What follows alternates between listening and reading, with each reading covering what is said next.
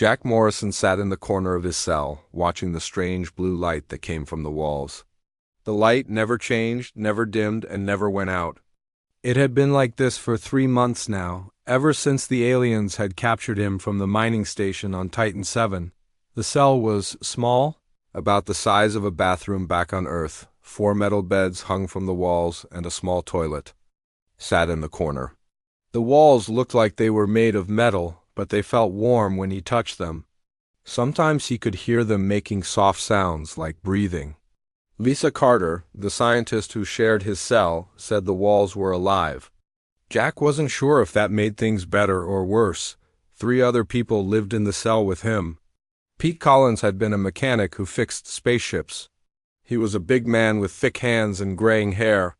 He didn't talk much anymore, just stared at the wall most of the time. Lisa Carter was younger, maybe 30 years old, with short brown hair and smart eyes. She used to study aliens before the war. Now she studied the walls of their prison. The 4th person was Danny Brooks, a soldier who looked like he was barely 20. He had been captured during the last battle for Earth's moon. Danny cried. Sometimes at night when he thought no one was listening, the prison ship was huge. Jack had seen it from the outside when they brought him aboard. It looked like a giant metal worm floating in space, with no windows and no lights. The aliens called it the Dominion's crown. Jack thought it looked more like a coffin. The aliens who ran the prison were not like anything Jack had ever seen. The guards were mostly tall lizard creatures called Sauroch. They walked on 2 legs, like humans, but their skin was covered in green scales and their eyes were yellow. They carried weapons that could knock a person out or kill them. Jack had seen both happen to prisoners who caused trouble. The other type of guard looked like walking crystals. Lisa said they were called Vorthek. They were about as tall as humans, but made of some kind of clear rock that glowed from inside. They didn't speak much, just pointed their crystal fingers at prisoners who needed to move. Jack had learned to move quickly when they pointed. The aliens fed the prisoners once a day. The food came through a slot in the wall and looked like gray paste. It tasted like nothing and left everyone feeling hungry even after eating. Lisa said it had all the things humans needed to stay alive, but nothing more. The aliens wanted to keep them alive, but not happy. Every day was the same. They woke up when the blue light got slightly brighter. They ate their gray food. They sat in their cells. Sometimes guards would come and take prisoners away for work. The work was always simple and pointless, like moving boxes from one room to another or cleaning floors that were already clean. Jack thought the work was meant to make them feel useless. The worst part was the quiet. The walls absorbed sound. So, even when someone screamed, it sounded far away. The aliens had made the ship to break human spirits. Jack could see it working on the others. Pete barely moved anymore. Danny had stopped talking about escape. Even Lisa, who still asked questions about everything, looked tired all the time, but Jack kept watching. He had been an engineer before. The war, and engineers solved problems. The prison ship was just a very big, very complicated problem. Every problem had a solution if you looked hard enough and long enough. He watched the guards change shifts. The Sauroch guards came on duty when the light got brighter. The Vorthek guards took over when it got slightly dimmer. There was always a few minutes between shifts when no guards were in their section. Jack counted those minutes. 3 minutes and 40 seconds. Not long, but maybe long enough for something. He watched the other prisoners too. Most of them had given up, but not all. In the cell across the hall, a woman named Kate Sullivan still did exercises every morning. She used to be a pilot, and she kept her body strong. 2 cells down, a man named Ron Mitchell tried to take apart the food slot every day. He used to work with radios and computers. The guards always stopped him, but he kept trying. Jack began to understand that the aliens were very sure of themselves. They had been capturing other species for thousands of years. They had a system that worked. They put prisoners in cells, fed them just enough to live, gave them pointless work, and waited for them to give up. It worked on most species. The guards acted like it was impossible for anyone to escape, but Jack noticed something else. The aliens didn't really understand humans. They knew humans needed food and air and water. They knew humans would fight if they had weapons. But they didn't know how humans thought. They didn't know that humans could be stubborn. They didn't know that humans could work together even when things seemed hopeless. The ship itself was strange. Lisa was right about the walls being alive. They were made by bug-like aliens called Zephyrians who could grow buildings instead of building them. The walls needed food and care like any living thing. They had weak spots where they connected to each other. They could get sick if the wrong things got into them. Jack started to see patterns. The guards were lazy during certain times. The walls made different sounds when the ship was moving than when it was stopped. The food slots could be opened from the inside if you knew the right spot to push. Small things, but important things. He also noticed that the different types of aliens didn't talk to each other much. The Sorok guards and the Vorthak guards did their jobs, but they didn't share information. When the shifts changed, the new guards didn't know what the old guards had been doing. This created small gaps in security. One night, Jack whispered to Lisa, "How long do you think we have been traveling?" Lisa looked at him with tired eyes. "Why does it matter?" "Because ships have to stop somewhere," Jack said. "And when they stop, things change?" Lisa thought about this. Maybe 3 months of travel. If we are going to a processing station, we should arrive soon. "What happens at a processing station?" Jack asked. "They sort prisoners, some go to work camps, some go to different prisons. Some ... double quotes. Lisa didn't finish the sentence. Jack understood. Some prisoners would be killed. That night, Jack lay on his metal bed and thought about the ship. It was a machine, even if parts of it were alive. All machines could be broken if you knew. How all systems had weaknesses if you looked hard enough. The aliens had made this ship to be perfect, but nothing was perfect. He thought about the other prisoners, the ones who hadn't given up. He thought about the guard changes and the weak spots in the walls. He thought about the food slots and the work details. Slowly an idea began to form in his mind. It was a crazy idea. It would be dangerous. It would probably get him killed. But it might work. Jack Morrison had always been good at solving problems. Now he had the biggest problem of his life to solve. The aliens thought no one could escape from their prison ship. Jack Morrison was going to prove them wrong. Jack Morrison had been watching the prison ship for 2 weeks now. Every day he learned something new.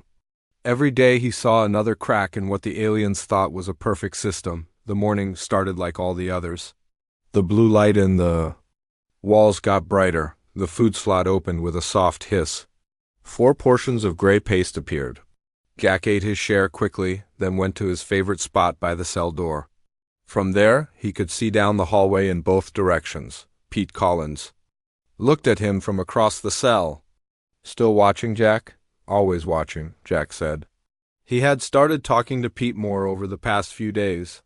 The big mechanic was sad and tired, but he still remembered how machines worked. Jack needed that knowledge. Lisa Carter sat on her bed, looking at the walls. She pressed her ear against the metal and listened to the sounds inside. "The walls are sick today," she said. "They sound different."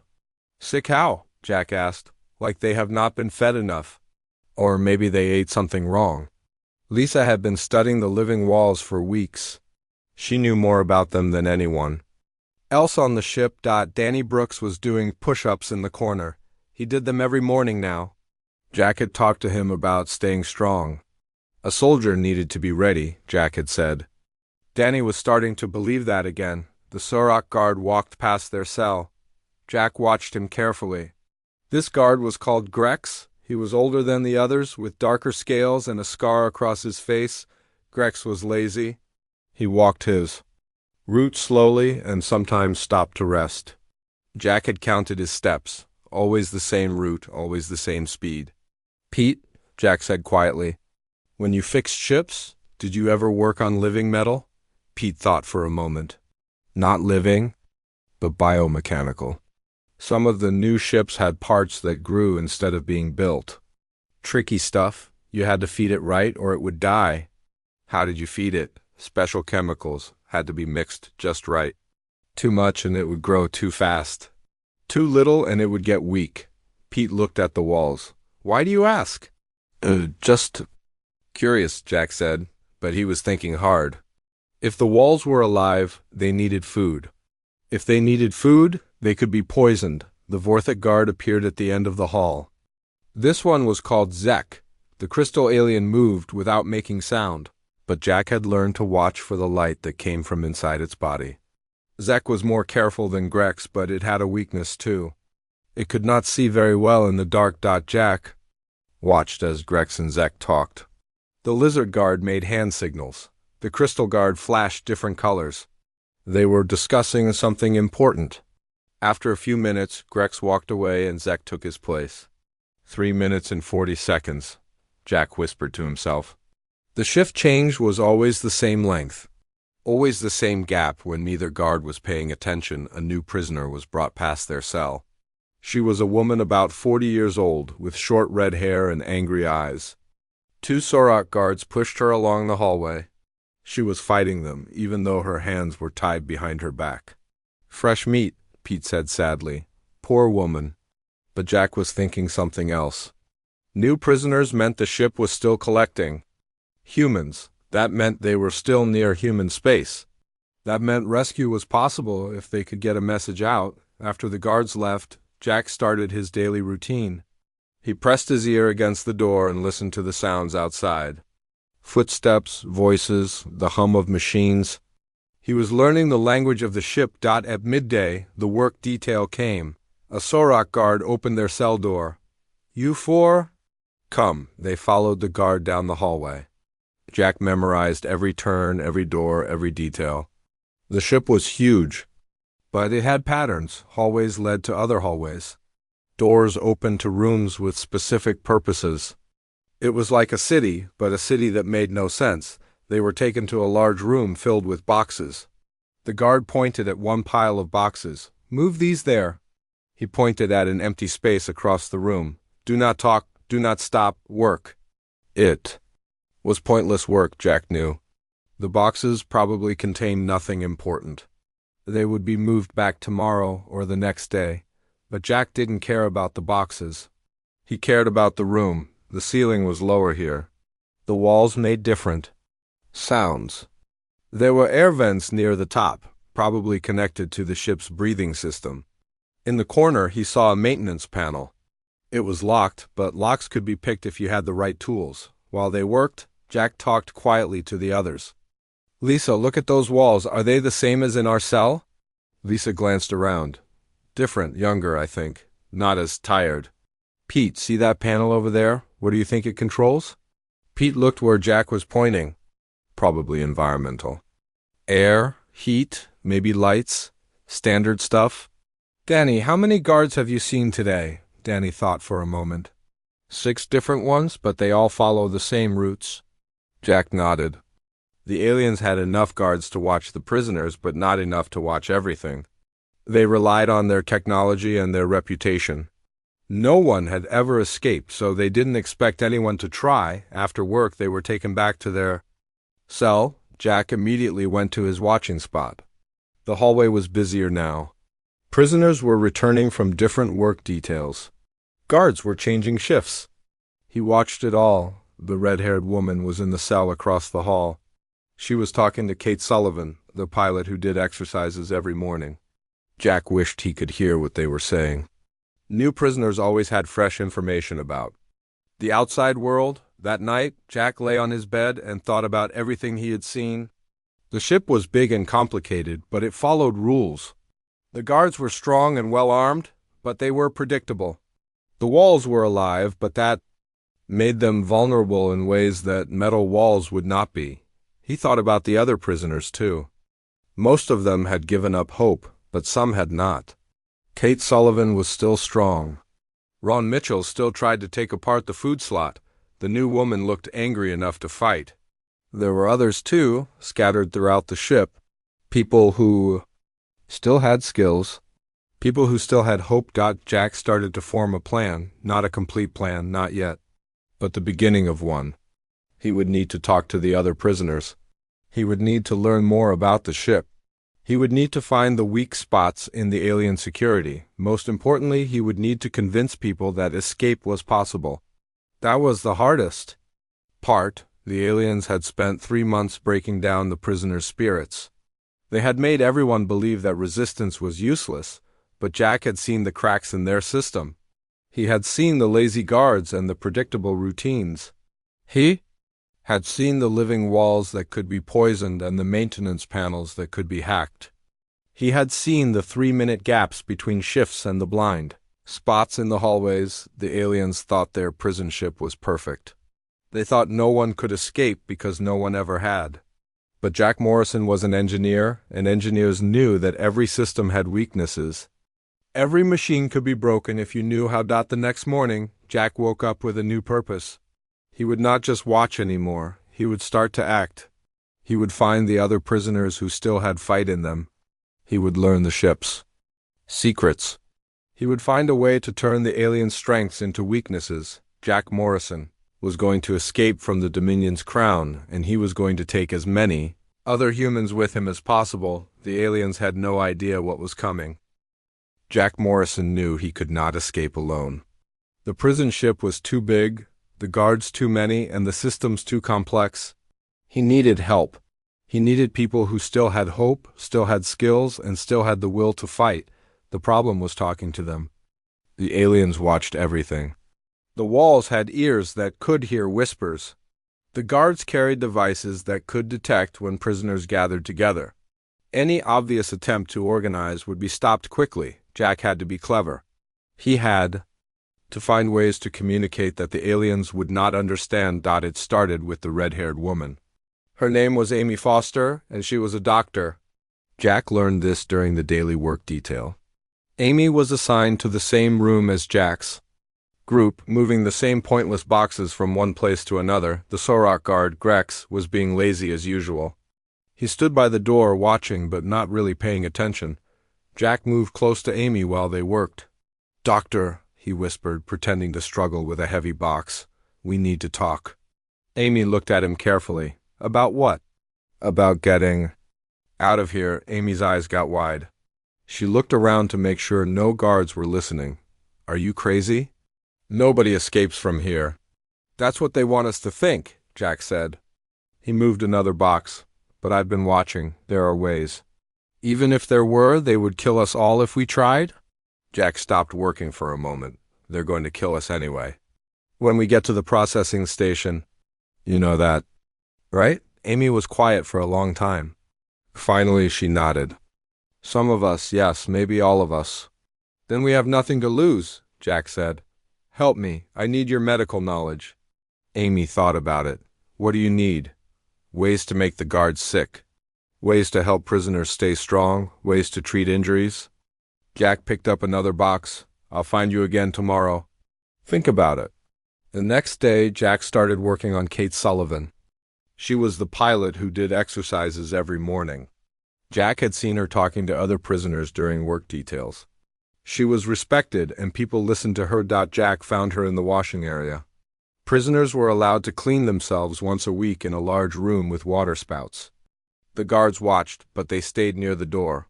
The sound of running water would cover quiet conversation.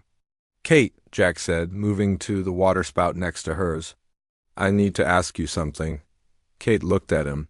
She was a strong woman with short blonde hair and muscles that showed she had not given up. "What? Do you remember the star charts from your flying days?" Kate nodded. "Most of them. Why?" "Because when we get out of here, we'll need to know where to go." Kate stopped washing. "Get out, Jack? That's impossible." "Is it, or is that just what they want us to believe?" Jack washed his face, speaking quietly. "I've been watching this ship for weeks. It has weaknesses, big ones." Kate was quiet for a moment. "Even if we could get out of our cells, how would we get off the ship?" "One step at a time," Jack said. "First, we need people. People with skills, people who can fight, and then we make them sorry they ever captured us." Kate looked at him for a long time. "You're serious about this? Dead serious?" "What do you need from me?" Jack smiled. "I need you to talk to the other prisoners, carefully. Find out who still has fight in them. Find out what skills they have, but be careful. Some of the prisoners are informants now. Kate nodded. I'll be careful. But Jack, if this goes wrong... It won't go wrong, Jack said. It can't. Because we're not going to let it. Over the next week, Jack slowly built his network. He used work details, meal times, and washing periods to make contact with key prisoners. He was always careful. Always quiet, always watching for guards. Ron Mitchell was easy to recruit. The communications expert was already trying to break into the ship's systems every day. When Jack approached him, Ron was ready to listen. I've been working on the food slot, Ron said during a work detail. I think I can get it open, but I need tools. What kind of tools? Jack asked. Something metal? Something thin? Maybe a piece? Of wire, Ron looked around. The problem is, everything here is designed to break if you try to use it as a tool. Jack thought about this. What about the cleaning supplies? What about them? They must have metal containers, metal brushes, things that could be taken apart. Ron's eyes lit up. You're right. I need to get assigned to cleaning duty. Jack also recruited Tim Hughes, a former soldier who had been captured during the defense of Mars. Tim was older than Danny Brooks, maybe 35, with gray hair and scars on his arms. He had been quiet for months, but Jack could see the anger in his eyes. I've been watching the guards, Tim said during a conversation in the washing area. They're good fighters, but they're not used to humans. They don't know how we fight. What do you mean? Jack asked. They expect us to attack head-on, like animals. But humans are smarter than that. We can use tricks. We can work together. Tim washed his hands slowly. If we can get weapons, I can train people to use them. What kind of weapons? Anything. Pipes, tools, even pieces of the walls if we can break them off. Tim looked at Jack. How many people do you think you can get? I don't know yet. Maybe 50, maybe more. That might be enough, Tim said. If we're smart about it. The hardest part was staying hidden from the informants. Jack had identified at least 3 prisoners who were working for the aliens. They got better food, cleaner cells, and easier work assignments. In return, they watched the other prisoners and reported anything suspicious. One of them was named Carl Mason. He had been a businessman before the war, and he still acted like he was making deals. Carl tried to get close to Jack several times, asking questions about his plans. Jack always gave him false information or changed the subject. I think Carl is watching us, Jack told Kate during a work detail. I think so too, Kate said. But I found someone who might help us deal with him. Who? Her name is Sarah Kim. She used to be a security officer on a passenger ship. She knows how to watch people without being seen. Jack met Sarah the next day.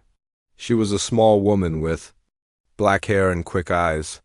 She moved like a cat, always aware of everything around her. I've been watching the informants, Sarah said. There are 4 of them, not 3. Carl Mason is the most dangerous because he's smart. But there's also Beth Parker, who reports to the Vorthak guards, and 2 others. Can you keep them away from our people?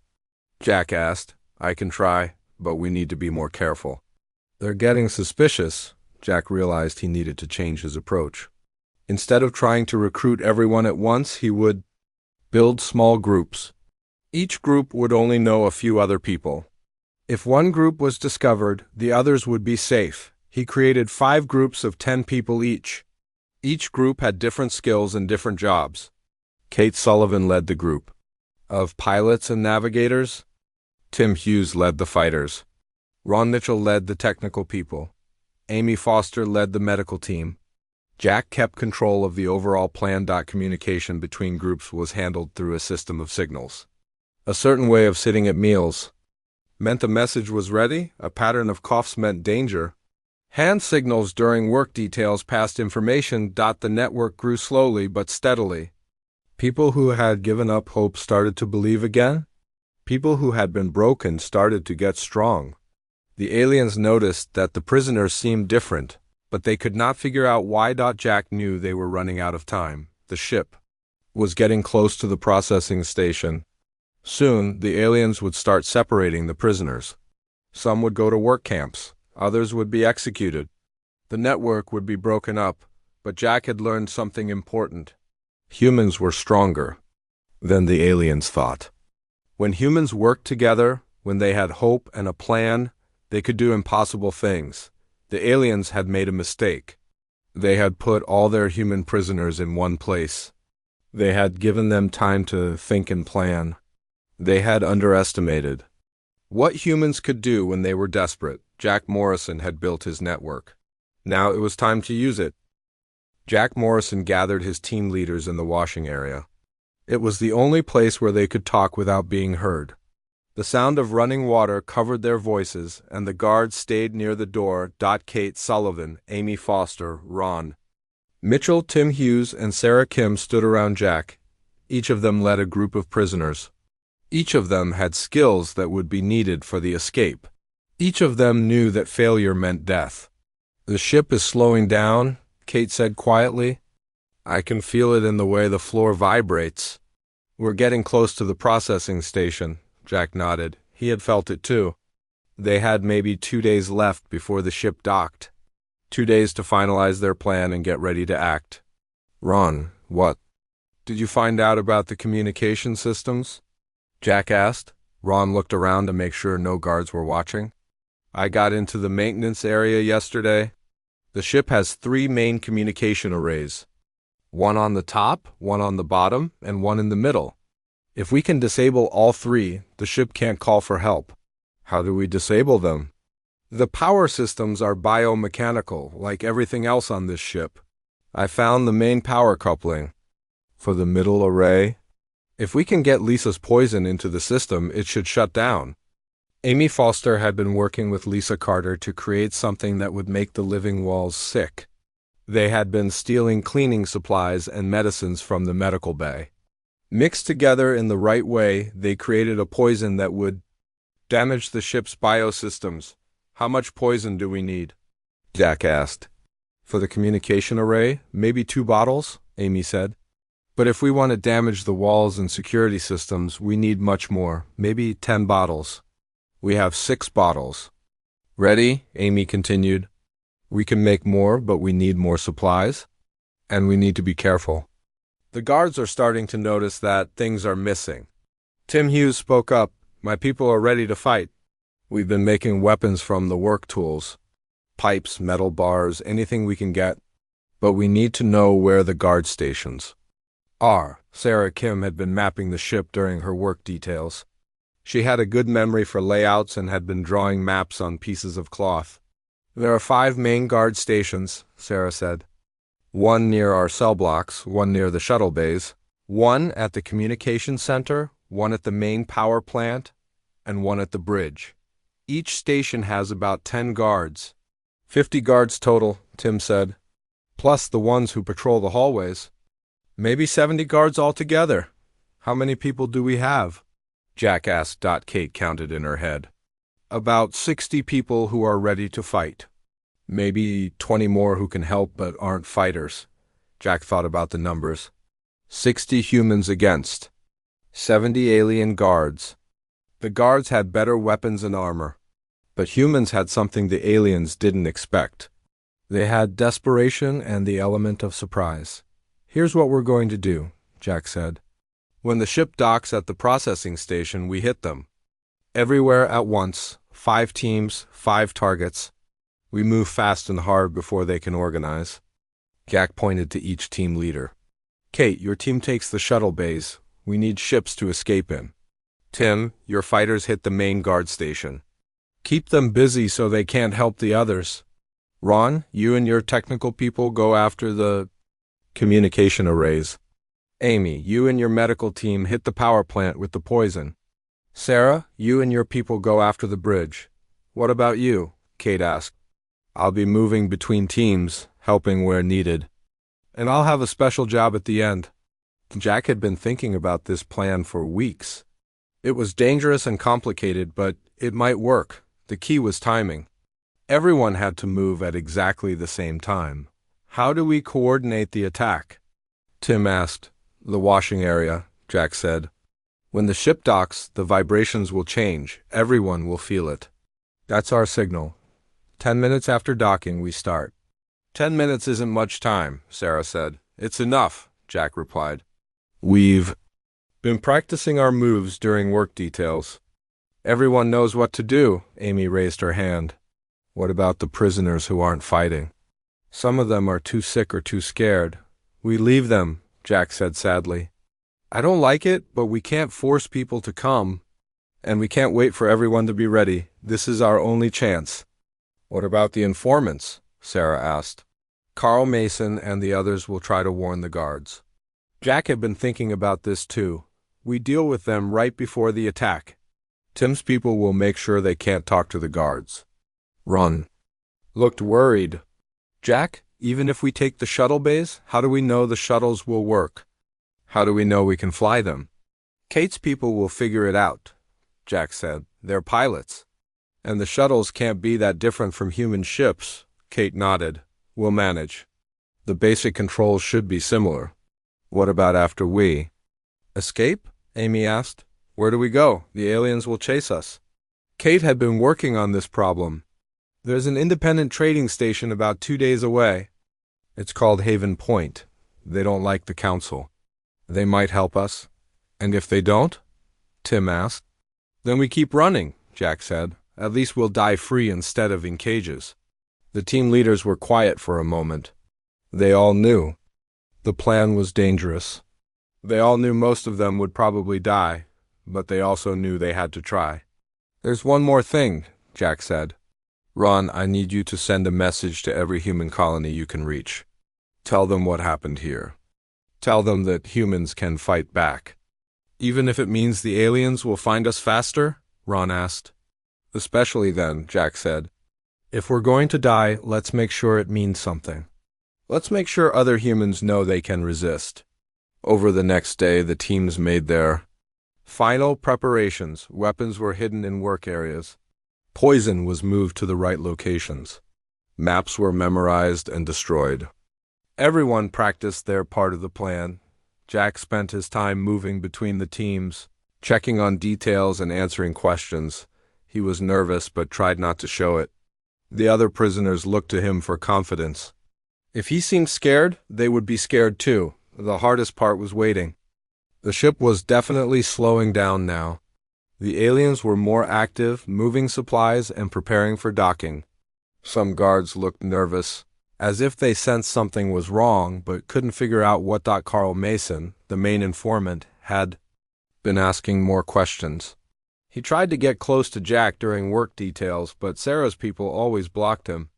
Tim's fighters were ready to stop him if he tried to warn the guards. On the second day, the ship's vibrations changed completely. Jack felt it in his bones. They had arrived at the processing station. Through the work area windows, some prisoners could see lights in the distance. A massive space station hung in the void, waiting to receive its cargo of human prisoners. Jack gathered his team leaders one last time. This is it, he said. In a few hours, they'll start moving us to the station. Once that happens, we'll be separated forever. This is our only chance. Are you sure about the timing? Kate asked. 10 minutes after docking, Jack repeated. The guards will be busy with docking procedures. That's when we move. Remember, Tim added. Hit hard and fast. Don't give them time to think. And remember why we're doing this? Amy said. For every human who died fighting, for every human still in chains, for everyone who dreams of freedom. Jack looked at each of his friends.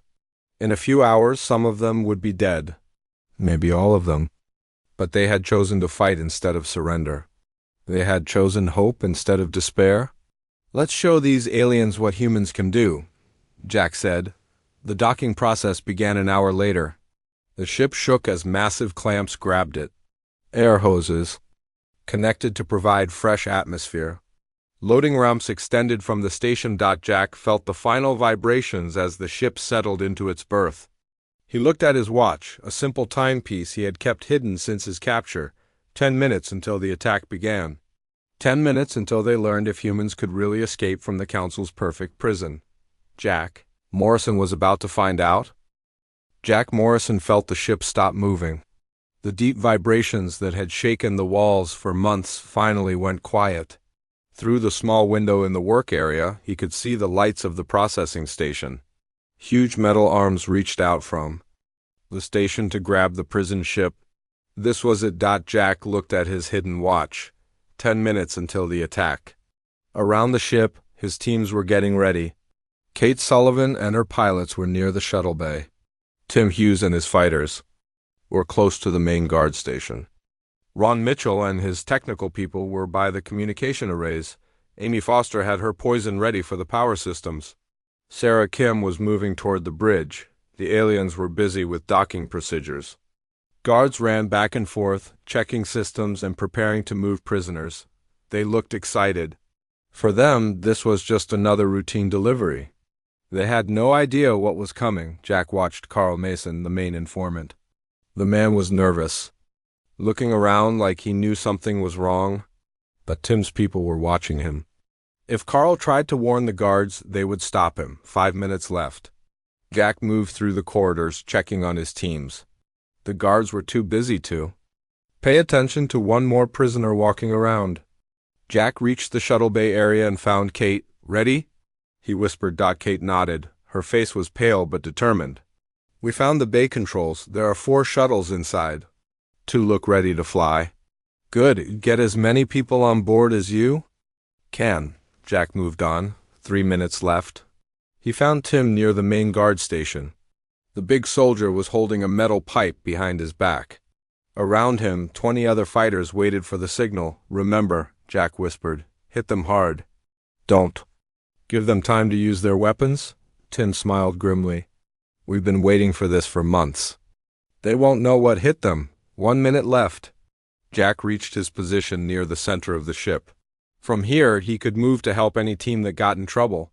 He looked at his watch and started counting down. 10 seconds. 9, 8, 7, 6, 5, 4, 3, 2, 1. The attack began. Tim Hughes and his fighters hit the main guard station first. They came from 3 directions at once, using corridors and maintenance tunnels that the aliens didn't know about. The Sorok guards were sitting around a table, playing some kind of card game. They looked up just as 20 humans with metal pipes and tools smashed through their doors. The first guard reached for his weapon but never made it. Tim's pipe caught him across the head and he went down hard. The other fighters swarmed over the remaining guards. The aliens were stronger and had better weapons, but they were not ready for the fury of desperate humans. At the same time, Kate Sullivan led her team into Shuttle Bay 7. The bay was huge, with 4 alien shuttles sitting in metal cradles. 2 Vorthic guards stood by the controls, their crystal bodies glowing softly in the dim light. Kate's team hit them from behind. The crystal guards were tough, but they moved slowly. Human hands grabbed their arms and legs. More humans appeared, with metal bars striking at the weak points where their crystal segments joined together. 1 guard went down quickly. The other fought harder but was overwhelmed by numbers. Kate ran to the shuttle bay controls. The alien writing made no sense, but she had studied the symbols during work details. She pressed what she hoped was the right button. The bay doors started to open slowly. Ron Mitchell and his technical team reached the communication center. This was the most heavily guarded area of the ship. 6 Sorok guards stood around the main communication array, a huge biomechanical device that pulsed with strange light. Ron's team had Amy's poison in bottles. They threw the bottles at the base of the communication array and watched the biometal start to smoke and writhe. The guards shouted in alarm and raised their weapons, but Ron had expected this. His team scattered in different directions, forcing the guards to split up. While the guards chased some humans, others threw more poison at the equipment. The communication array started making horrible sounds. Like a dying animal, Amy Foster led her medical team toward the power plant. This was the most dangerous part of the ship, full of energy systems that could kill humans instantly. But Amy had studied the ship's layout carefully. She knew where the main biomechanical systems were located. Her team reached the power plant. Just as the lights started to flicker, the poison was working in other parts of the ship. Amy found the main power coupling, and poured her strongest poison into the biometal conduits. The living walls around them started to convulse and change color. Sarah Kim and her team had the hardest job. The bridge was at the top of the ship, protected by multiple layers of security. But Sarah had found a way through the maintenance tunnels. They crawled through narrow spaces filled with pipes and cables. Sarah had mapped this route during weeks of careful exploration. They came up through a floor panel right in the middle of the bridge. The alien bridge crew was busy monitoring the docking process. They had no idea that humans were climbing up through the floor behind them. Sarah's team burst out of the maintenance tunnel and attacked the surprised aliens. Jack Morrison moved through the ship, helping where he was needed. The walls around him were changing color as Amy's poison spread through the biosystems. The lights flickered on and off. Emergency alarms started to sound. He reached the shuttle bay just as Kate got the first shuttle started. The alien engines made a high whining sound, but they worked. Prisoners were climbing aboard as fast as they could. How many? Jack shouted. Over the noise, 40 so far, Kate shouted back. Maybe 60 total if we can get the second shuttle working. Jack saw movement in the corridor. Alien guards were coming, moving fast toward the shuttle bay. Tim's team must be losing, he thought. Get the shuttle's ready to launch, Jack told Kate. I'll hold them off. Jack grabbed a metal pipe from the floor and ran toward the corridor. Behind him, more prisoners climbed into the shuttles. He could hear Kate working on the second shuttle's engines. The first Sorok guard came around the corner fast. Energy weapon raised. Jack hit him low, knocking him down. The weapon went off, burning a hole in the wall. Jack hit the guard again and picked up his weapon. More guards appeared. Jack fired the alien weapon, not really knowing how to aim it. The energy beam went wide but made the guards take cover. That gave other escaped prisoners time to grab weapons from the downed guards. The fighting was brutal and close. Humans and aliens struggled in the narrow corridor. The aliens were stronger, but humans were more desperate. And humans fought dirty. Using tricks the aliens had never seen, Ron Mitchell's voice came over the ship's communication system. He had taken control of the arrays after his team disabled the main systems.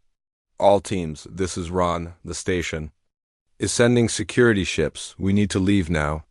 Jack looked back at the shuttle bay. Both shuttles were running now, packed with escaped prisoners. Kate was at the controls of the first one, ready to launch. Go, Jack shouted. Get out of here. What? About you? Kate shouted back. I'll take the second shuttle. Get moving. Kate's shuttle lifted off the deck and shot out into space. Jack fought his way back to the second shuttle. Tim Hughes was there with the last of his fighters, bleeding from cuts but still standing. Everyone aboard, Jack ordered. This party is over. The second shuttle was overloaded with people, but it flew. Jack took the pilot's seat and followed Kate's shuttle out of the bay. Behind them, the prison ship was dying. Lights went out section by section as Amy's poison destroyed the biosystems. Emergency fires burned in the corridors. Jack looked at the screen in front of him. Kate's shuttle was already far ahead, heading for the independent trading station. At Haven Point, around them, alien security ships were launching from the processing station, but they were too late. The human shuttles were fast and small, hard to track in the darkness of space. Ron's voice came over the radio. Jack, I got the message out. Every human colony in 3 sectors will know what happened here by tomorrow. Jack smiled. They had done it. Not everyone had escaped. Many had died in the fighting. But 63 humans had broken free from the Council's perfect prison. They had proven that humans could not be broken, could not be defeated, could not be caged. More importantly, they had sent a message to the galaxy. The Council was not invincible. Their technology could be beaten. Their guards could be defeated. Their prisons could be escaped. Jack Morrison looked at the stars ahead and thought about the future. The aliens would be angry. They would hunt the escaped prisoners. They would probably build better prisons with stronger guards, but it wouldn't matter. Humans knew now that escape was possible. Humans knew that the Council could be beaten. And humans would never stop fighting for their freedom. The war for human independence had begun with 63 people in 2 stolen shuttles. It would end. With the Council learning that humanity would never surrender, never give up, and never accept chains. Jack Morrison had kept his promise. He had escaped from the prison ship that no one could escape from. And he had taken as many people with him as he could. The galaxy would never be the same.